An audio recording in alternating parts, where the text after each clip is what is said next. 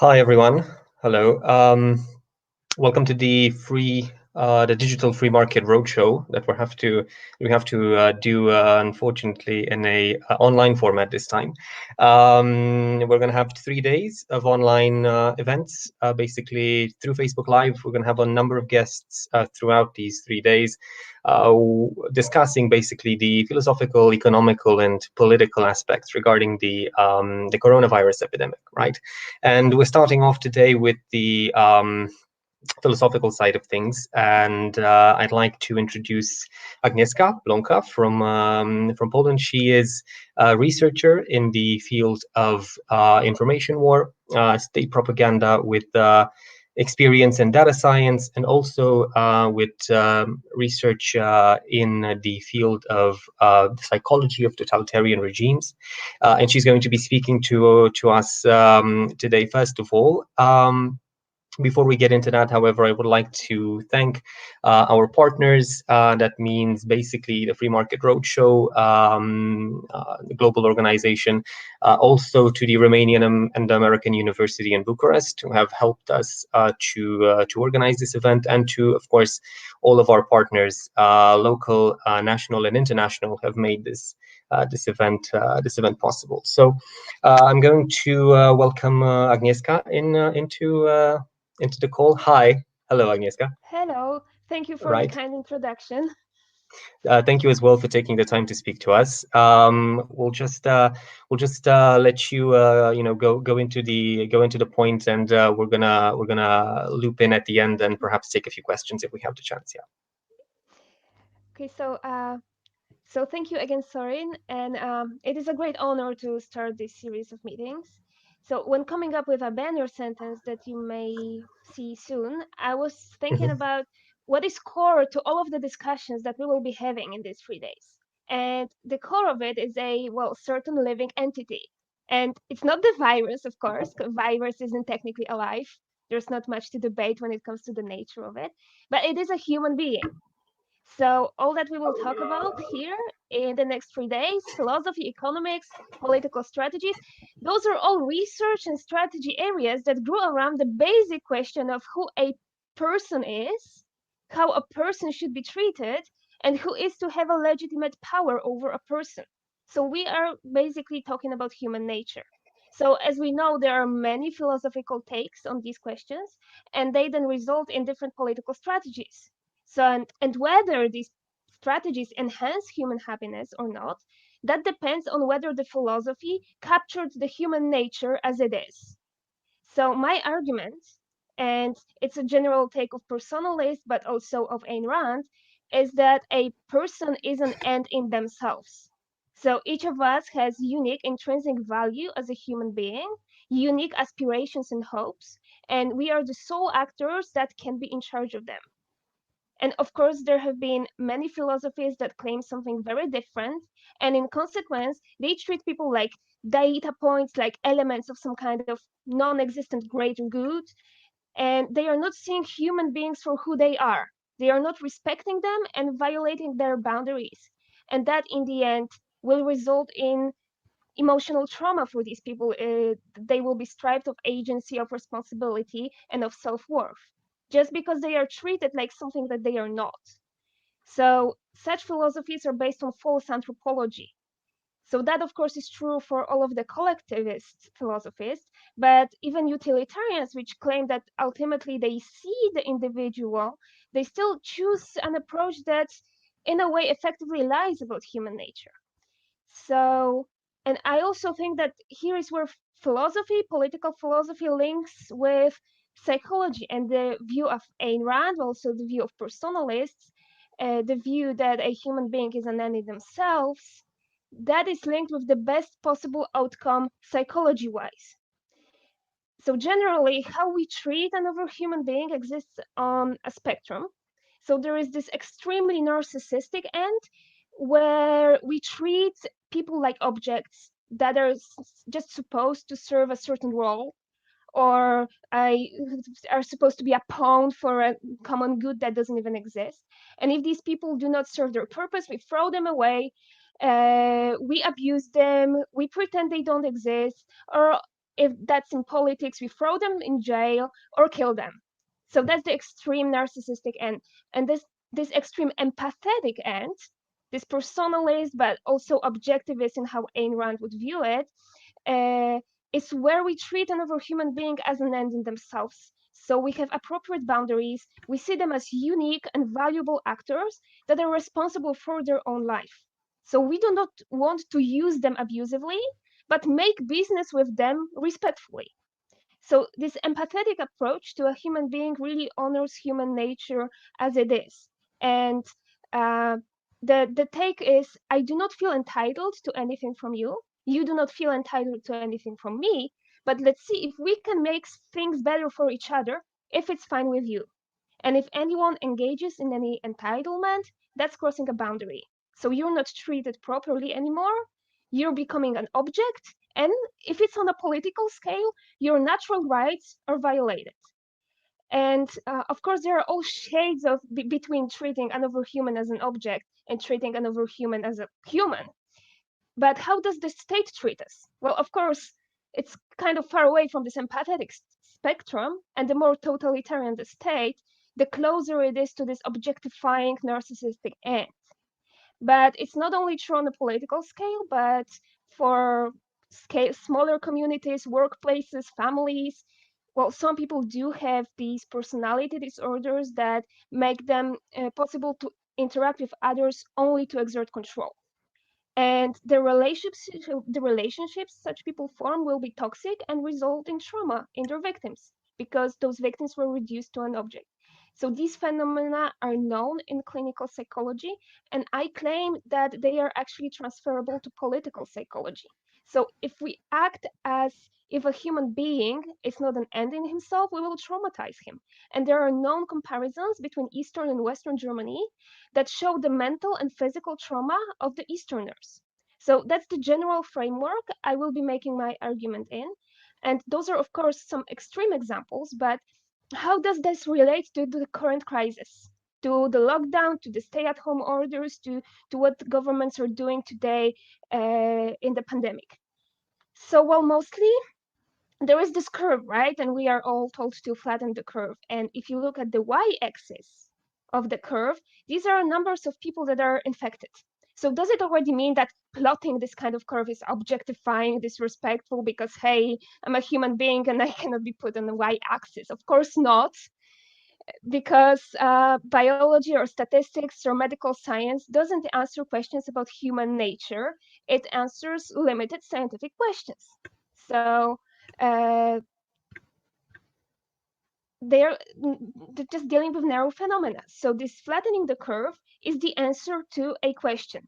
Given certain rate of possible transmission of the virus and uniform patterns of human interaction, how prolonged social distancing is needed to make the healthcare system sustainable in such crisis? This is the only question that this curve is the answer to, assuming certain uh, patterns of human interaction. It's a narrow scientific question. It doesn't answer anything about who a human being is and how a human being should be treated and what should be done. Uh, and well, that's a side comment. Uh, the key here is the healthcare system capacity, right? We are already dealing with overregulated healthcare systems around the world, and we do not have the data on what their capacity and the resources would be without the state control, licensing, and well, what have you. So I suppose we all agree that there's a tremendous and heartbreaking waste in this department. And so the lockdowns and distancing were mandated also to kind of duct tape an already broken system. But anyway, all those biological questions do not answer who should mandate the distancing, how it should be done. They do not answer any questions on what you should do with your own life because they can't. So the only thing we have here is certain externality, the virus, and we have to acknowledge that it may be harmful to other people if we choose some activities that otherwise would have been harmless. So that poses that philosophical problem of, well, whether in such circumstances someone else has the right to forcefully ban us from engaging in these activities. So uh, It's not that easy of a question because, well, we know not everyone will voluntarily comply, not everyone may have the understanding and manners to wash their hands appropriately. But does it mean that they get to be told, go to your room, like they are children? So I am all an advocate of individual responsibility and manners. And I actually think a lot of libertarian arguments, they boil down to we should be civilized enough for liberty because not everything can be solved perfectly by law. And people actually they prove to be very resourceful when they are given credit. So if someone should step up a bit, then treating them as responsible adults makes them behave as a responsible adult. And I know that may sound utopian, but we need to start somewhere. And I can already see that someone would say that a crisis of this kind is not the best time to test it. Well, maybe not, but what they are doing instead is worse anyway and has worse consequences on human life and on mental health. And again, mental health is crucial for maintaining liberty and also thrives in liberty. So I will always robustly say that nobody has any rights to effectively objectify another human being. So maybe it's really hard to pinpoint what's legitimate and what is not at the liberty end of the spectrum in face of such externality. But right now, it doesn't even matter what is perfect because we are so far away from perfect. So we are treated like cattle and we should be hating it. So this is not who we are, and it's making us sick, and not in our lungs, but in our heads, which are far more important. However, and while that is kind of a tragic reflection about today's state of humanity, it is too easy to manipulate people with fear. And I will repeat after many others that fear is the beginning of the end of liberty. But if we go back to that curve, at no point the result of epidemiology research, and well, let's assume it's all true and correct. So at no point does that research state what the government should do to us. It is not normative, but it is being used to impose quite drastic measures. And under what assumption or under what excuse? So they think they know better what we need in life, assuming that health and answers to all these medical questions it is all that there is to human life. But again, medical research is limited science, and there we really are data points. But medical science does not deal with human nature, and we are objectified if the government uses this research as an excuse to lock us down, because that's already the kind of action where we have no say in. And the problem is that when we are being locked down, we are not being locked down as data points, but as humans that have weddings, fellowships, baby showers planned, as humans that like to watch rainbows and pet stray cats, while humans that are battling various mental health problems and need to meet friends in cafes or need various kinds of therapy, and people that are running small businesses that are very important to the community and being very tight on budget. And all this is scattered knowledge. And all this hidden opportunity cost and all this scattered knowledge will never make their way to any kind of simulation. So we will never know just how harmful the lockdowns were. And well, it is immoral and contrary to human nature because a human being has a natural right to choose their own risk and their own way of life. Granted, as long as it doesn't harm others. But well, we are the species that made all these discoveries and technology possible, so we should be able to grasp the idea of distancing and hygiene. And businesses will naturally want people to feel safe inside. So the more decentralized such decisions are, and of course the perfect decentralization would be up to the level of the individual, but still the more decentralized they are, the more of this soft scattered knowledge we can take into account, and the less economic and mental damage will occur. So this one business owner knows how much savings he has, how these handful of families are dependent on him in one small town, and nobody else does. Like this elderly lady knows that a solitary walk outside where she gets to smell the flowers keeps her going, and nobody else does know that.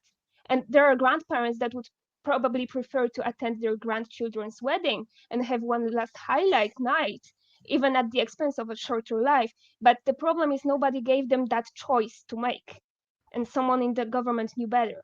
And that's disrespectful and that's abusive. So, not to mention the horrifying suicide problem. So, well, in the mainstream, talking about that false dichotomy between life and economy has been very loud. And of course, there is no choice or battle between life and economy, because life is economy in the way that it is interacting with others, meeting others, providing them service, creating, producing, and what have you. So if someone thought it's appropriate to force others to forsake all that in order to ensure that they breathe without them having any say in that, well, he kind of confused us with vegetables. So even now, well, the issue of the economy gets back to the picture when reopenings are being discussed, but they still see us as objects, and they do not see how organic and intrinsic to human life economy like that is. So they try to make some kind of utilitarian calculations when they discuss reopening, minimum damages, deliberating what to open when and why, but these calculations are kind of entirely missing the point. So we are looking at various graphs that answer limited scientific questions. It's all knowledge in the making. The conclusions don't even have to be correct because the pandemic is not over and we are just learning now. But then if someone in the policy making world would again use those graphs to try to limit the damage, well, that's the same as maximizing happiness in a way. So what happens if he tries to do math on something you cannot do math on? Because you cannot do math on human happiness. What does it mean to be happy for me? It's different for you or anyone else.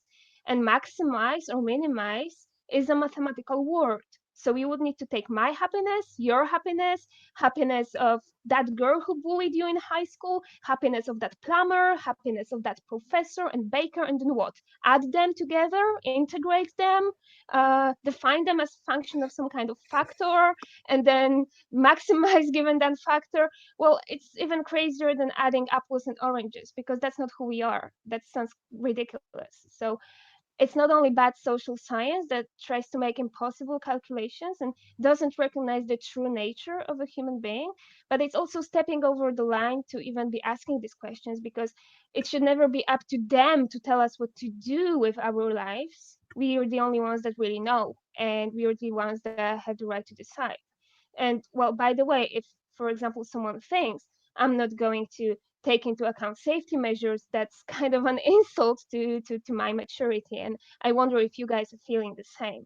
So, what is important here and what is entirely missing is that the job of the political system is not to keep us safe and happy, it's not to save our jobs and lives, it is to preserve the rights that we naturally have. And we live in nature that is humbling. We cannot really uh, fine tune everything. And there is no way we can make utilitarian calculations because our happiness by nature is not something anyone can do math on. So all of this went wrong this year, or maybe this year actually showed how wrong things really were underneath anyway. Anyway, we need to strive to be well mannered, educated, and to handle things in a mature way for our own sake. Because if we are not that, then liberty can be easily taken away from us, and they will find arguments to do it. So that crisis may be a great excuse for them, and that's scary. So this is my take on the subject. I think a lot of people later in the event will have uh, various comments and takes on that. All right. Thank you so much, Agnieszka, for that that presentation. We actually do have two questions that we can put forward to you if you'd like to help us with an answer. So, which country do you think from the entire world deals or have dealt with the virus and the situation it created the best way on a social level? This is from Christy Diakono, one of our followers. Oh, yeah, thank you for the question. I I don't think it's a bit early to answer this question. However, I am right now joining you from Malmö, Sweden, And well, I took a ferry last month for family reasons, but also I very much prefer to say to myself to stay inside instead of having the police tell me that, which started happening in Poland. So when it comes to me, I'm really happy to be here in Sweden. So on a social level, we will see what happens after the crisis, and we will have the data and the understanding that we don't have now. However, I would say that the fact that there are no lockdowns in Sweden is probably the best for people's mental health, and they can then make their own decisions as much as possible in terms of how they're going to handle it, what they what they will be doing. But of course, there are trade-offs, and the problem is that this virus is very new, and I think that it was never about being it was always about the fear of uncontrolled death. It was always about control, in the sense that people are a bit freaking out that they cannot control death because they want to control death.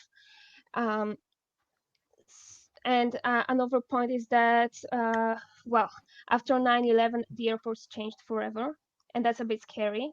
So it's scary what may change forever after this year. And if we go back to what happened at this really unexpected sudden crisis before in history, usually we learn that the measures that were taken were the worst possible. But I'm really happy to be in Malmö, and we will see what we get to know in the next months. All right, fantastic. And I think we have time for another question. This is from Laurentiu. Besides incompetence and lack of responsibility of the political actors, do you think there might be other agendas at play, like centralizing more and more powers in the hands of the government in the interest of the quote unquote common good? Well, I think that's certainly possible. However, it could be that this crisis is being used in that way that it's kind of a nice side effect for them. Of Mhm. course, we were preparing for a financial crisis for a while now, and well, it's true that Austrian economics does not have any means to say when it will happen, but we know that with the existing policies of the central banking system, at some point it has to happen, and we will end up in hyperinflation. And people were thinking that, well, it's about time. And now this coronavirus crisis is so conveniently in 2020 that the crisis that would have been probably in 2020 anyway can be very easily blamed on the virus. So nobody is questioning the financial system. That's great. That's a great side effect. Also, people were saying that, okay, maybe they want to change our habits. If we stay inside for a long time, we will be not used to bigger gatherings, and we will be not used to protesting, and that's great for the government if they want to seize more power. I It probably wasn't the agenda, but now that it happened, it's a great side effect for centralized powers. So even though it wasn't like planned in the books, I suppose that the current situation has many opportunities for the centralized power to grow, and for our people's mindset to uh, kind of, well, we in a crisis, actually humanity tends to trust the government more out of fear, and they are Mhm. going to use every inch of that. So All right. Fantastic. Thank you so much. thank you. I think we'll leave it at that. Thank you so much for taking the time to joining us today. We'll be in touch, and for everybody else watching, we'll be back at 20 minutes. Actually, no, 40 minutes past 3 with the next show, Callum Nicholson, with a very interesting topic. We'll be back then. Thank you. Thank you again, Agnieszka.